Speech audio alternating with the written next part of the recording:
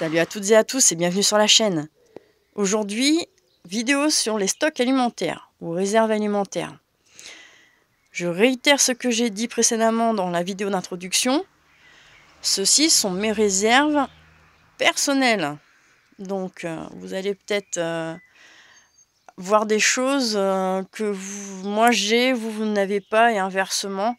Ce sont mes réserves. Hein. Ça ne veut pas dire que j'aurai tout ce que vous désirez. Voilà. C'est perso, donc chacun fait comme il veut.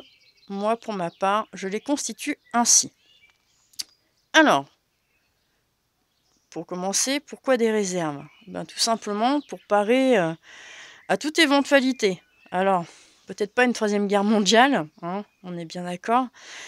Mais au moins avoir un minimum de quoi manger si jamais il y arrive quelque chose. Alors ça peut être, je sais pas moi, malheureusement une perte d'emploi. Perte d'emploi, qui dit perte d'emploi dit pas de salaire, dit pas de course, hein, on peut pas aller acheter de la bouffe. Ça vous permet au moins d'avoir de la réserve et de manger correctement sans avoir touché à vos maigres revenus qui vont certainement servir à payer le loyer et autres. Donc ça peut être ça, ça peut être une catastrophe naturelle. Nous, il y a un an de ça, on a été inondés.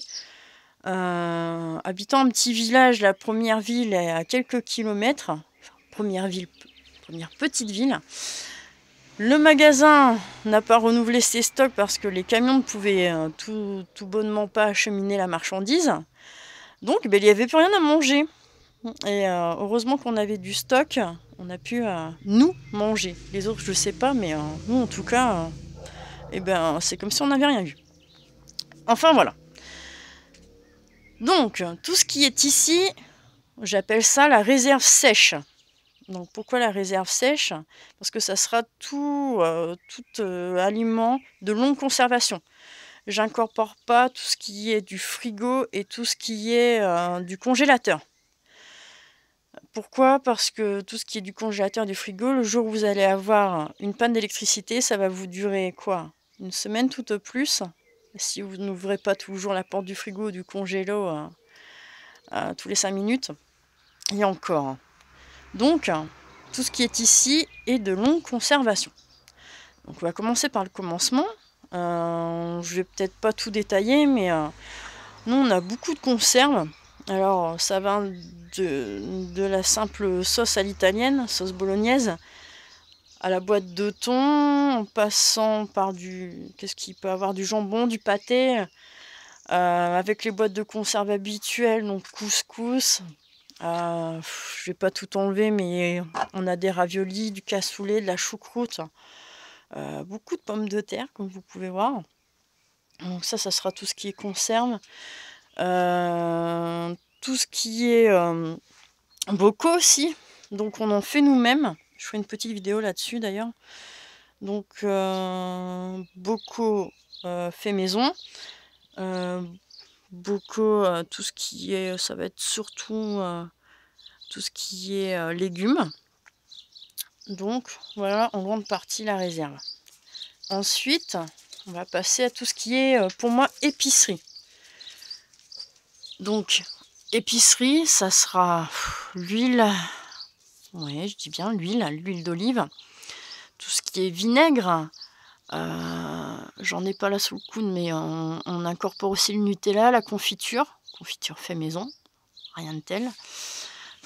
Du bicarbonate, alors pareil, je ferai une petite vidéo là-dessus parce que le bicarbonate, c'est pas connu de tout le monde et pourtant c'est de grande nécessité, ça peut servir à un tas de choses.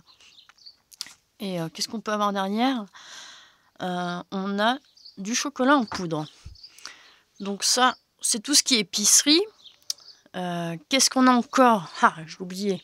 Chose très importante. Les pâtes. Tout ce qui est féculent, donc pâtes. Là-dedans, il y a des lentilles. Je ne vais pas tout enlever, ils sont quelque part là-dedans. Donc pâtes, lentilles. De ce côté-là, j'ai du riz. J'ai de la purée de pommes de terre, enfin en flocons. Donc ça, c'est pas mal aussi. Ça permet de faire une bonne base de stock parce que c'est pas très très cher et vous pouvez en stocker pas mal. Donc voilà tout ce qui est aliments. Et ensuite, ça sera tout ce qui est boisson. Donc eau, jus de fruits, coca. Je sais, c'est pas bien, mais une fois de temps en temps, ça fait pas de mal. Donc stockez beaucoup d'eau si vous pouvez. Parce que c'est la règle des 3. Vous pouvez vivre 3 semaines sans manger, mais seulement 3 jours sans eau. Donc eau primordiale. Et puis, faut pas oublier aussi nos amis les bêtes. Donc il y a le stock pour Monsieur Chien et le stock pour Monsieur Chat. Voilà. Donc, ça c'est la grande partie.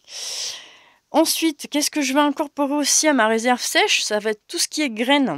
Donc les graines pour les plantations, je ne les ai pas sous le coude parce que je suis en train de faire les plantations. Et une chose aussi que je n'ai pas encore mais que je vais incorporer indécemment sous peu, ça sera tout ce qui est réserve lyophilisée. Et peut-être pas...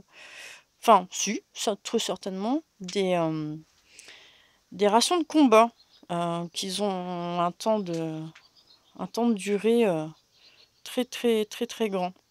Donc on va incorporer ça aussi au stock. Donc voilà pour la réserve alimentaire. J'espère que cette vidéo vous aura plu. Si jamais vous avez des commentaires à faire, n'hésitez pas à en laisser. J'y répondrai si jamais vous avez des questions. Donc voilà pour la vidéo. Je vous dis à bientôt pour la seconde partie qui sera consacrée à l'hygiène et aux soins. Donc d'ici là, à plus. Et n'oubliez pas, soyez toujours prêts et parés. Salut!